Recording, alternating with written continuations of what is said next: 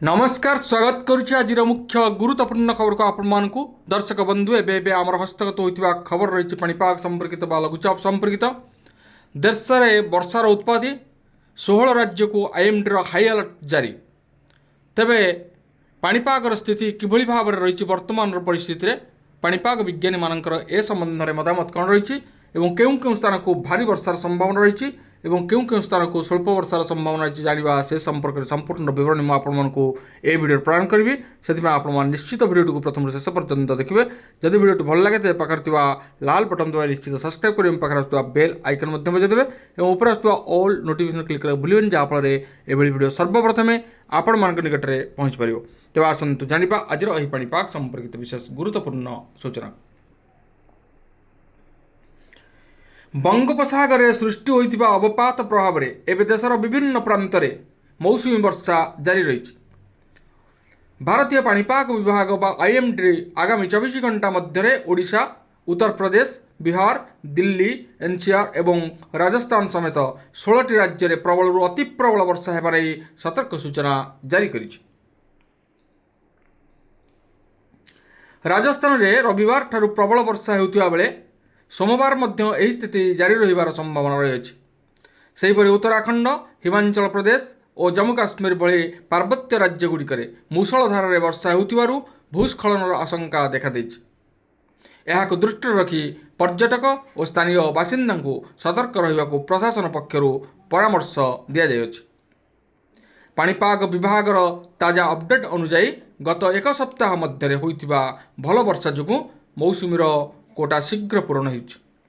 दिल्ली में मात्र 8 दिन मध्य गोटे मासर वर्षा रेकर्ड करा बेले अन्य उत्तर पश्चिम राज्यगुड़िक मध्य अगस्ट प्रथम सप्ताह प्रबल वर्षा होइछि। बंगोपसागर सृष्टि अवपात जोगु मौसुमी वायु पुणी थरे सक्रिय हो उठी जहाँफल देश में पाणीपाग संपूर्ण बदली जाइछि। उत्तर भारत आरंभ करी मध्य और पूर्व भारत पर्यंत 16टी राज्य हाई अलर्ट जारी करा जायछि। पार्वत्य अंचल में लगातार वर्षा जोगु नदी और नालर जलस्तर द्रुत गति में वृद्धि पाउछि। विशेषकर ओडिशा, उत्तर प्रदेश, बिहार, दिल्ली, हरियाणा, राजस्थान, उत्तराखंड, हिमाचल प्रदेश, जम्मू काश्मीर, झारखंड, पश्चिम बंग, मध्य प्रदेश, छत्तीसगढ़, गुजरात, महाराष्ट्र एवं केरल प्रबल वर्षा होवार संभावना रही।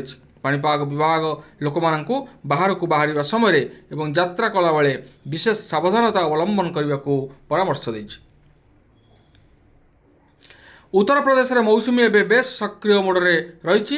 गत एक सप्ताह वर्षा जोगु नदीगुड़िक फुलबार लगी फल अनेक जिले में हाई अलर्ट जारी कर प्रयागराज, कानपुर, गाजीपुर, मेरठ, नोएडा, मथुरा, आग्रा और झांसी भली प्रमुख सहर में भल वर्षा होवार अनुमान कर मध्य प्रदेश में प्रबल वर्षा जोगु नर्मदा और बेतुआ नदीर जलस्तर विपद संकेत उपर रही।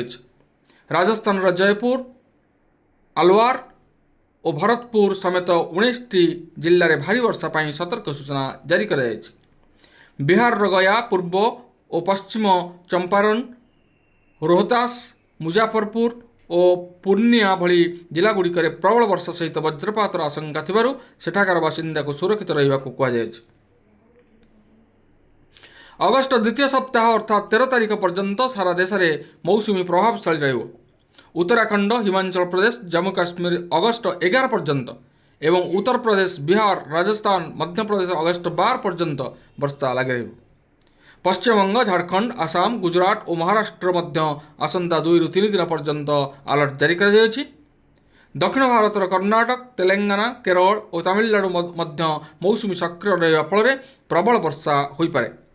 पार्वत्य अंचल में बागेश्वर, नैनीताल, शिमला और कुल्लू, मनाली भली पर्यटन स्थली में भूस्खलन होवार यथेष्ट संभावना थिबारु यात्री माने निजर यात्रा योजना को पाणीपाग अनुଯାयी करने को परामर्श दि जायछि। तेज दर्शक बंधु आम देखुचे वर्तमान आकाश मेघाच्छन्न अच्छी एवं बंगोपसागर में लघुचाप सक्रिय होबार लगी राज्यर विभिन्न स्थान को भारी वर्षार संभावना रही। लगातार वर्षा लगी रहा फल जनजीवन अस्तव्यस्त होछि। पूर्वर ये अनेक वर्षा बा प्रबल वर्षा जनजीवन को अस्तव्यस्त करिछि एवं विभिन्न स्थान में बन्या परिस्थिति सृष्टि होइछि। एबे मध्य लोक माने बन्या जल घेर समय अतिबाहित करुँच सरकारी रिलीफ से स्थान में वर्तमान पहुँचाई दि जाऊँगी और लोक उद्धार कार्य जारी रही। तेबे उपरमुंडे प्रबल वर्षा हेले पुणी बन्या हेबार संभावना रही तेणु ओडिशा निहाती रूपे यह एक विपदर संकेत रही। तेल आग को पुणी बन्या आसीपे तेज आम मैंने सतर्क रहा उचित और पाणीपाग विभाग अपडेट को नजर रखा उचित। तेज ये आज पाणीपाग संपर्कित विशेष गुरुत्वपूर्ण सूचना। आज पुणी देखा आगामी भिडियो। रोचे धन्यवाद।